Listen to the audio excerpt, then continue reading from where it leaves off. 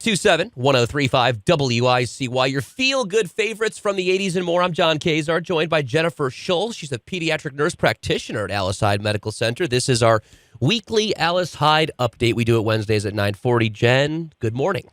Good morning. How have you been so far? Doing great, doing great. Yeah, I know. And tell people what you kind of do on a daily basis over there at Alice Hyde real quick. Well, I work at the pediatric office, so I get to see the local community's kids birth to 21. Quite the range, huh? Yeah. Well, actually, it's National Sleep Awareness Week, which is apparently a thing. That's going to be later this month, actually. But what can you tell us about this and how sleep is just so important in general? You know, we hear a ton right now from parents. Our kids aren't sleeping. They're falling asleep but not staying asleep. They're not falling asleep. They're staying up all night. The pandemic is definitely causing disruptions, but we all know it's essential, and we know kids need their sleep to be, mentally and physically healthy, helps their attention. So what is enough sleep? That's always the question I get. American Academy of Pediatrics actually says kids under 1 year, about 12 to 16 hours, 1 to 2, 11 to 14 hours, 3 to 5 years old, 10 to 13, 6 to 12, 9 to 12 hours, and then those 13 and up, about 8 to 10 hours. So it's quite a range. And trouble sleeping, I think it's one of the things, it's not a one-night fix kind of thing, is it? No, there's a lot of things that cause trouble with sleep, whether that be adults and kids. Yeah. What about consistency when it comes to routines and in life in general? If we can try to find that, we'd be great, but it's not always easy.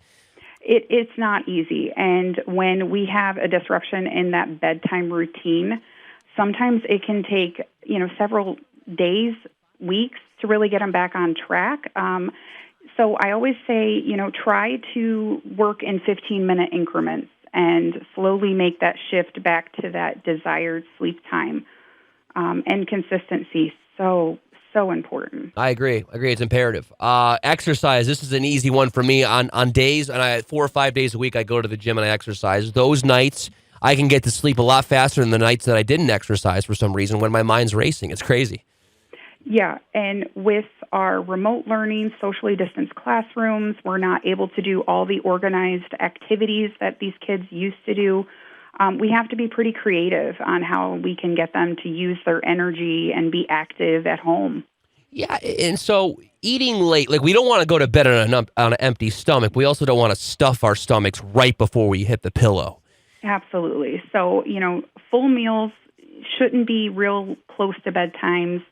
A small snack's one thing, but, when we really start gearing up that digestive system, it's really hard to get that sleep turned on and be able to key down and get some good sleep. Really gear up like that, a pint of Ben & Jerry's ice cream or something like that.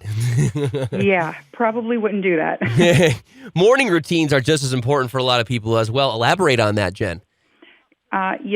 Teenagers, I always hear this from parents, they're actually biologically driven to sleep in, but really, we should practice, waking up to an alarm, trying not to hit that snooze button. If your kids need to practice that alarm, do it during the day. Set an alarm and have them respond to that alarm when that alarm goes off. And over time, with practicing, they get better and better, and they're not fighting that snooze button. I see what you're saying. Yeah, it might be a little crazy to the kid, but I think it's something that if they find that it works out, why not roll with it, Absolutely. Whatever we can find here. Jen, we do appreciate you joining us here today out of Alice Hyde Medical Center. Jen Shull is the pediatric nurse practitioner. I'm sure you'll be back. There's a different topic every week. It's crazy, huh?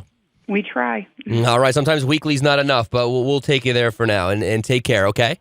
All right. Thanks, guys. 1027-1035 WICY. Your feel-good favorites from the 80s and more. Update out of Alice Hyde.